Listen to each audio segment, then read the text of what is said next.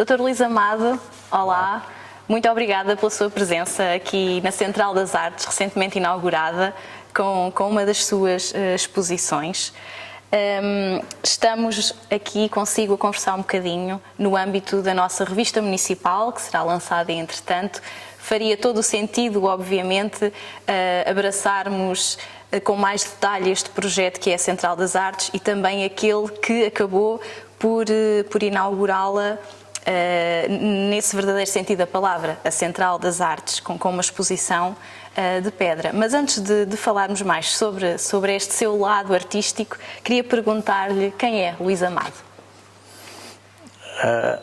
Em Porto acho que as pessoas da minha geração e mais velhos do que eu me conhecem bem, porque tive uma relação muito grande a Porto Mós. Foi aqui que fiz a formação, no colégio do Perpétua fiz a formação no ensino secundário. Aqui tenho os meus amigos de infância, aqui joguei futebol e aqui vivi até praticamente aos 26, 27 anos, quando fui para a Madeira. E mantive sempre uma ligação a Porto Mós. A minha mãe esteve viva até há relativamente pouco tempo e aqui vinha com muita frequência, mesmo estando na Madeira, mesmo estando em funções políticas que exerci. E o facto também de ter exercido funções de Estado com grande visibilidade, mantiveram sempre uma relação muito grande. As pessoas não se esqueceram de mim porque me viam na televisão com frequência e o facto também de ter aqui estudado e ter dado aulas me fez manter sempre relações muito sociais com as pessoas aqui, sobretudo da vila de Porto Mós. Portanto, sou uma pessoa conhecida, não tenho... Sem dúvida. Sou uma pessoa muito vulgar, muito comum, que tem a sua extravagância, como é natural. Uma delas é justamente a escultura em pedra, que tive o privilégio de mostrar aqui a pedido do Presidente da Câmara. Nunca me passou pela cabeça fazer uma exposição de pedra, de escultura em pedra em Porto Mós, mas deu-se a circunstância feliz deste espaço ter que ser inaugurado. Não é um espaço fácil, do ponto de vista da sua função expositiva, porque tem uma linguagem arquitetónica muito extravagante, diria. E quando vim ver o espaço, acreditei que este tipo de trabalhos que tenho feito em pedra se ajustavam a este espaço e estou muito contente por poder mostrar este trabalho em Porto Mós. Muito bem. O seu percurso político debruçou-se essencialmente nas relações internacionais, foi inclusivamente condecorado em Portugal, mas também em cerca de mais de 18 países. Dei-me ao trabalho de os contar. E também pelo Vaticano, Sim. Que não sendo um país, é um Estado neutro. É um homem orgulhoso do seu percurso? Não, propriamente. As coisas foram acontecendo. Nunca pedi a ninguém para desempenhar esta ou aquela função. Fui sendo convidado e fui desempenhando as funções que pude desempenhar com algum equilíbrio e com alguma responsabilidade, e isso permitiu-me chegar onde cheguei ao nível do Estado.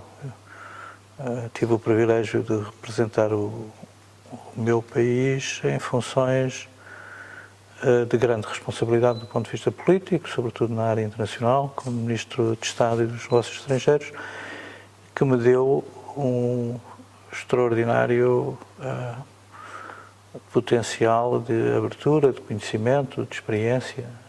Portanto, o que sou, em grande medida, hoje, devo ao privilégio que tive de desempenhar essas funções. E por isso, aliás, eu nunca me convidam para conferências ou para seminários, colóquios, o que seja, que eu não aceito, tendo disponibilidade de agenda, porque acho que devo isso É um contributo. À sociedade portuguesa. Acho que o facto de ter desempenhado as funções que desempenhei me deram um conhecimento e uma experiência que eu acho que devo colocar ao serviço dos outros e, portanto, não é motivo de orgulho, é motivo, sobretudo, de responsabilidade. Eu sou uma pessoa simples e procuro sempre transmitir a humildade e a simplicidade que eu acho que as relações sociais devem ter. Há pessoas a quem o exercício de funções de Estado sobe um pouco à cabeça, e eu acho que procuro sempre contrariar isso, mesmo em pequenos momentos em que a natureza humana fraqueja e temos alguma vaidade em circunstâncias específicas. Psicologicamente sempre tive vontade e força para contrariar qualquer pulsão desse tipo. E as pessoas que me conhecem, as pessoas, enfim, designadamente amigos de infância, sabem que é assim.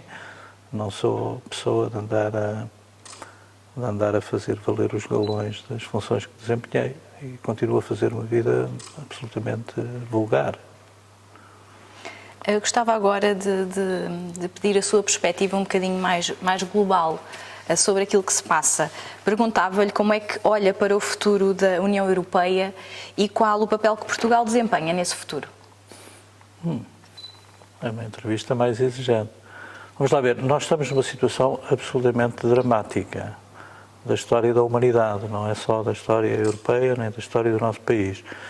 Eu acho que as pessoas não têm bem a noção da extraordinária transformação que o mundo está a viver. Nós estamos a mudar de pele, estamos a mudar de era histórica, e é um período longo, como podemos identificar, começou há mais de 10 anos, o virar do século, e que tem vindo a transformar-se. Eu tenho a veleidade de entender que percebo o que se está a passar, acompanho no dia a dia o que se está a passar, sou, aliás, bastante solicitado precisamente para comentar o que se está a passar, porque não é fácil.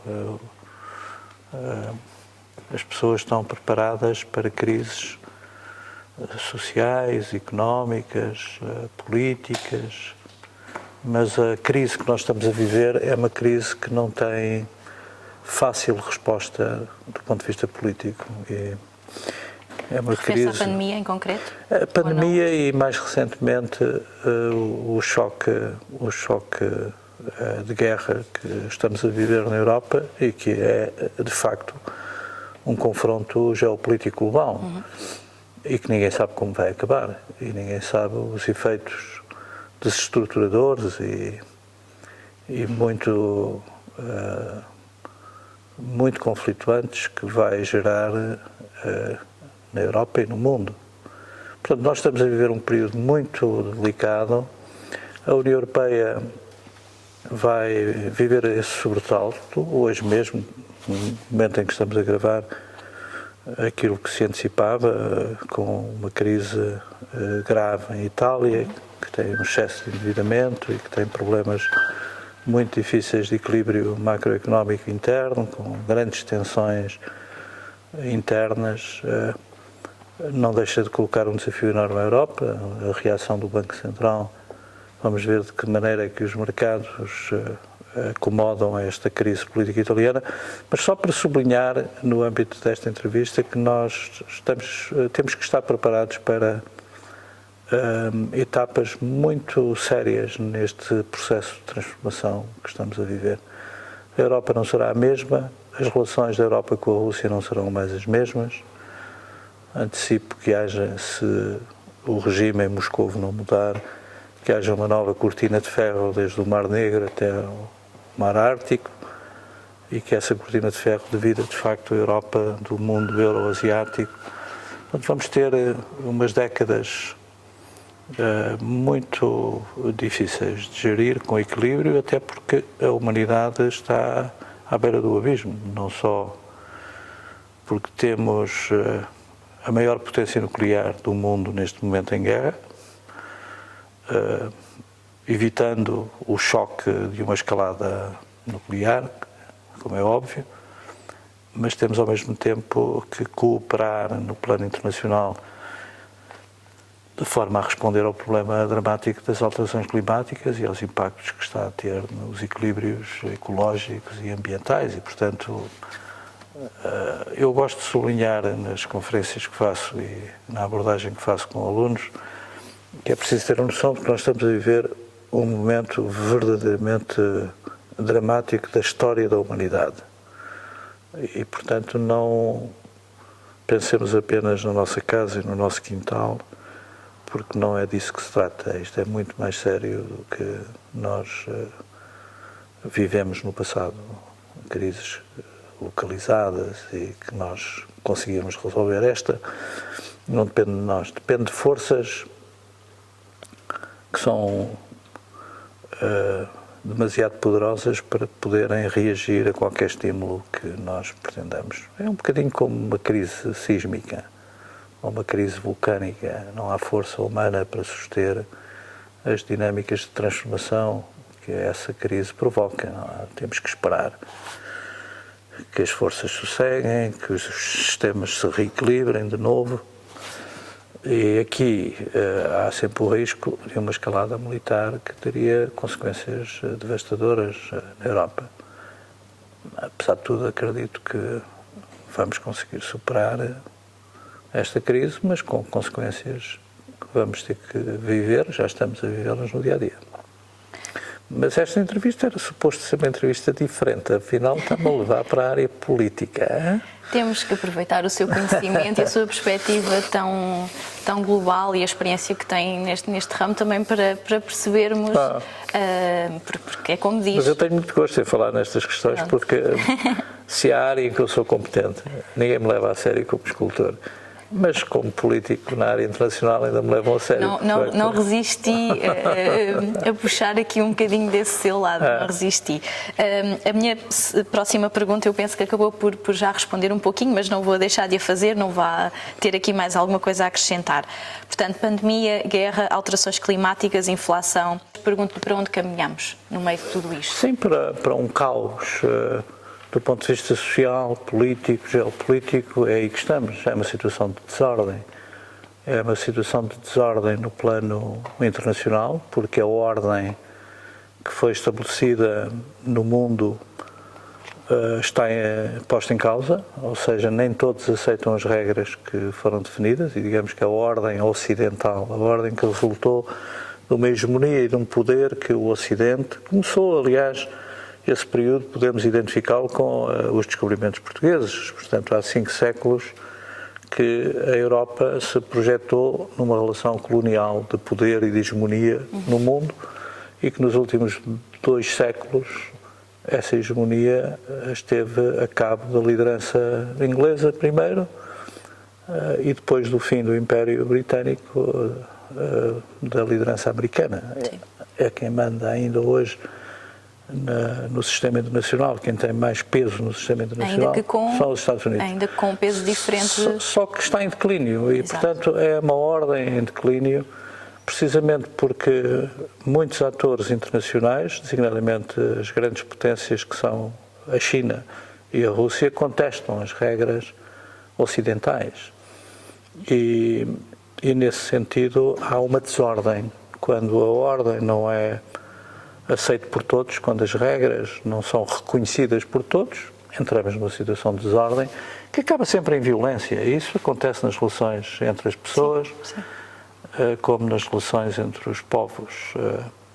E é essa desordem no plano internacional que estamos a viver, dramaticamente, por força justamente desta guerra brutal, precisamente porque a expansão da NATO à Ucrânia não era aceita por Putin, nem pelo regime em Moscovo.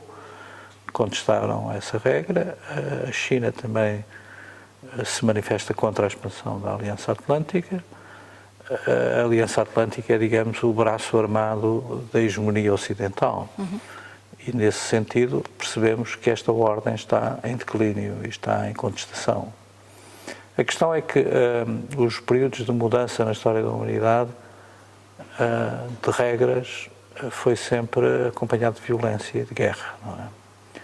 E as potências, depois da invenção da bomba atómica, as potências estão limitadas no uso da força entre si e, portanto, não podem confrontar-se diretamente.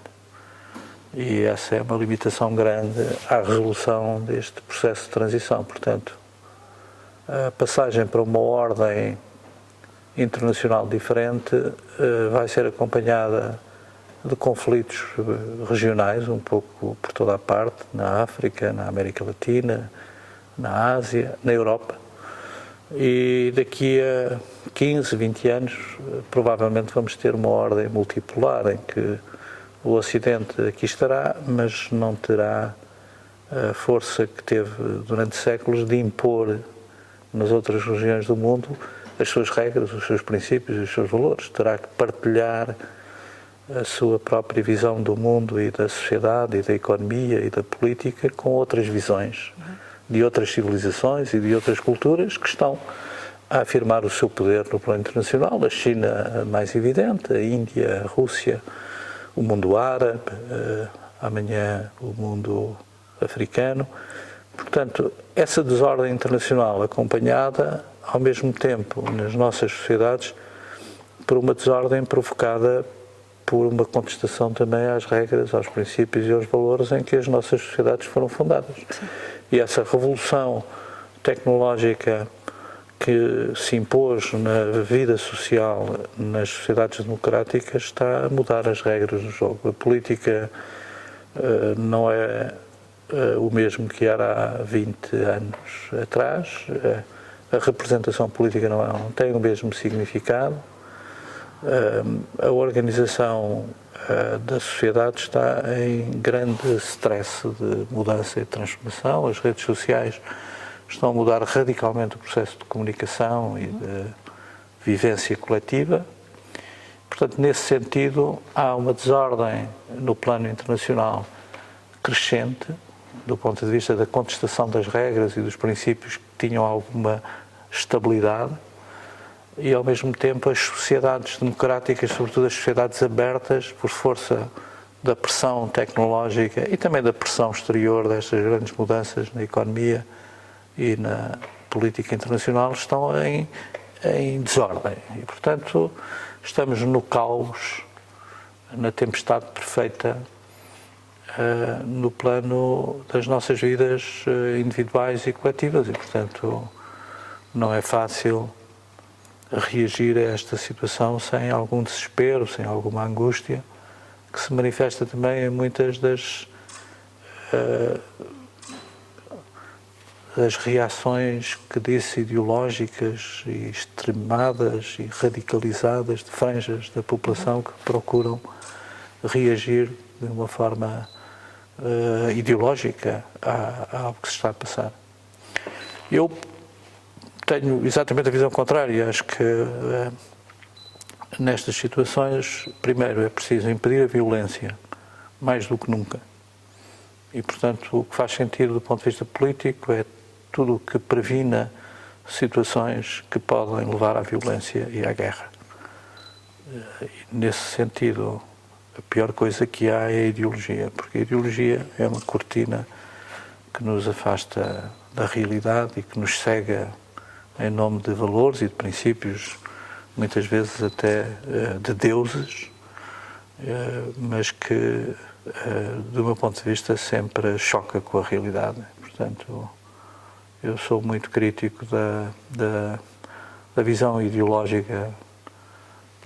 Acho que as ideias são importantes, fundamentais no plano político, na organização da nossa vida coletiva.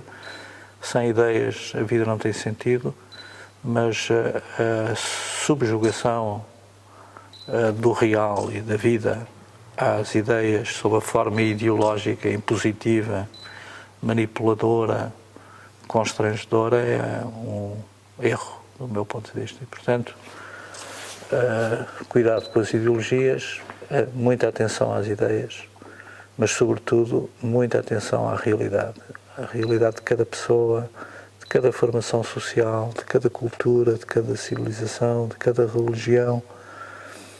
E se quer que lhe diga, aprendi muito disto a trabalhar as pedras, porque as pedras são um objeto real e têm uma estrutura própria e têm uma personalidade, algumas delas, incrível, mas há ideias que elas não aceitam. Quando queremos trabalhá-las sob certas formas e sob certos movimentos, elas partem.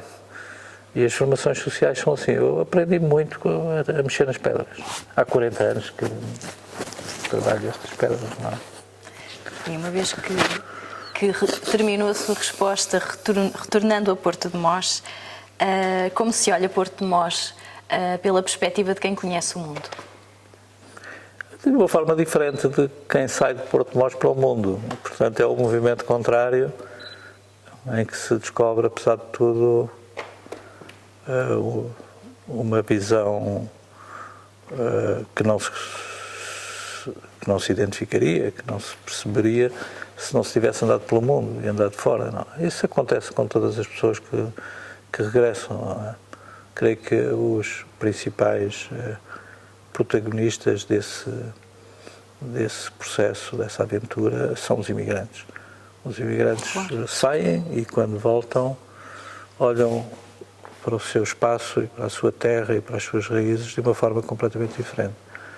É um pouco o mesmo, não é? Quem sai, mesmo que seja um imigrante interno, fui viver para a Madeira, mas depois andei muito tempo fora da Madeira e ao ponto de não saber verdadeiramente onde é que estava. Houve alguns anos em que eu passava mais tempo nos aviões do que em terra. Mas verdadeiramente, voltando a Porto de Mós hoje, o meu olhar é completamente diferente daquele que tinha quando via o mundo a partir daqui. Aliás, sempre aspirei ao mundo, desde muito novo. E eu saí à boleia para a França, tinha 16 ou 17 anos, ainda no tempo do antigo regime. E, portanto, essa vocação eu sempre a tive. Não é? Agora, sempre tive o sentido das raízes e a minha relação com Porto de Mós agora é um pouco a relação que sempre quis construir. Quando olhamos para algo todos os dias, temos tendência a banalizá-lo. No seu caso, aconteceu o contrário. Como se explica este amor pela pedra? Desde muito novo que tinha esta atração pelas pedras nas suas formas mais plásticas, que se encontravam muito na Serra, justamente de Santo António. Eu sou do tempo em que, quando ainda não havia televisão, ia com os meus pais em grupos passear para a Serra de Santo António. Faziam passeios e piqueniques e visitavam as grutas. E eu sentia uma atração muito grande por algumas das pedras com formas muito características que estão nos muros de pedra seca. A Serra de Santo António tem uma beleza extraordinária e portanto, a atração para a pedra veio dessa experiência quase inocente de contacto com a paisagem e com a realidade. E depois há uma pulsão artística que todos nós temos. Alguns encontram, outros não encontram. Provavelmente o mistério da criação está nesse momento mágico em que se é capaz de encontrar no desconhecido um processo de transformação e de criação. Não é? É quando desafiamos, de facto, a criação. E eu tive o privilégio de, quando comecei a trabalhar a pedra, identificar-me de tal forma com esta matéria, em formas completamente diferentes, porque eu comecei a trabalhar calcários, mas os basaltos, aquelas 3 peças que ali são em basalto. Aquela é mesmo basalto, é um seixo basáltico, e foi a primeira pedra que eu senti que era uma obra de arte. Aquele seixo simples, que é um ovo cortado por uma rebarbadora. Aquele movimento muito simples e muito rápido deixou-me uma serenidade muito grande e, a partir dali, nunca mais tive dificuldade nenhuma em começar um trabalho. Às vezes é mais difícil acabar, mas começar um trabalho não tem... Que idade tinha quando começou pela primeira vez a debruçar-se e a ver arte nesses... Não, eu quando fui para Lisboa... Os elementos que encontrava? Não, comecei a trabalhar ainda nos meus 16, 17 anos, recolhia pedras da Serra da Aire e de Candeeiros e trazia-as e tinha-as no quintal. Simplesmente não tinha descoberto ainda que as podia trabalhar com as rebarbadoras. E, portanto, começou por ser um colecionador. Os calcários não se podiam trabalhar da maneira tradicional. Não é? De modo que quando fui para a Madeira é que me inscrevi em artes plásticas e no curso com o mestre Anjo Teixeira, e foi quando comecei a trabalhar e a olhar para a escultura como uma forma de expressão artística. E nesses primeiros anos que estive na Madeira, trabalhei bastante a pedra, as cantarias basálticas, que têm uma estrutura morfológica muito interessante. E só voltei a trabalhar os calcários quando voltei para Porto Mós, só depois de 2000 e deixar o governo, é que voltei a trabalhar os calcários. É uma forma de exortação, digamos assim, daquilo que se sente, das emoções que... É uma forma de comunicação. Há coisas que nós, todo o ser humano tem essa experiência e tem respostas completamente diferentes, mas toda a gente tem essa ansiedade, a angústia, essa tensão da comunicação, da expressão, de algo que não cabe nas palavras, neste caso, há quem o faça com a poesia, com a literatura, com tanta forma de expressão que pode dar escape a essa pulsão interior que cada ser humano tem. Quando se encontra um veículo de expressão, uma linguagem própria, começa-se então a entrar no processo criativo com mais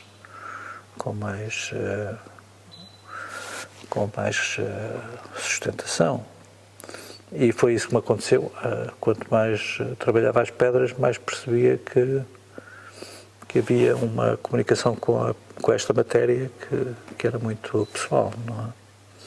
E isso dá-nos uma certa estabilidade psicológica e uma certa serenidade interior que faz falta também na vida atribulada que nós temos, muitas vezes, não é? Claro.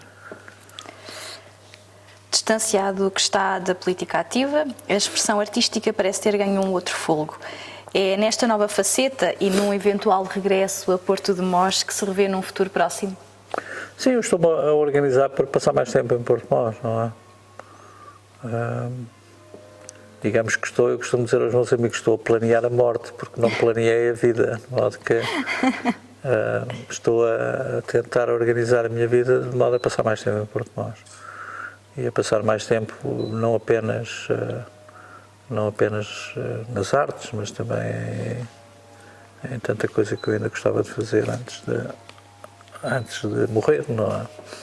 E, portanto, Porto de Mós tem esse atrativo, não é? Tenho muitos lugares onde posso estar no mundo, hoje em dia, tenho amigos em toda a parte, posso viver em qualquer lado, na Ásia, em África ou na América Latina, mas, de facto, temos que ter um lugar para morrer, se planeamos a morte. Quando não planeamos a morte, está bem. Também não é grave. Não. Muito bom, Dr. Luís. Muito obrigada pela sua presença. Obrigado, aqui. Patrícia. Gostei muito de conversar Também consigo, principalmente neste ambiente tão sereno, tão sereno. Muito obrigada pela sua colaboração. Obrigado eu. Obrigado.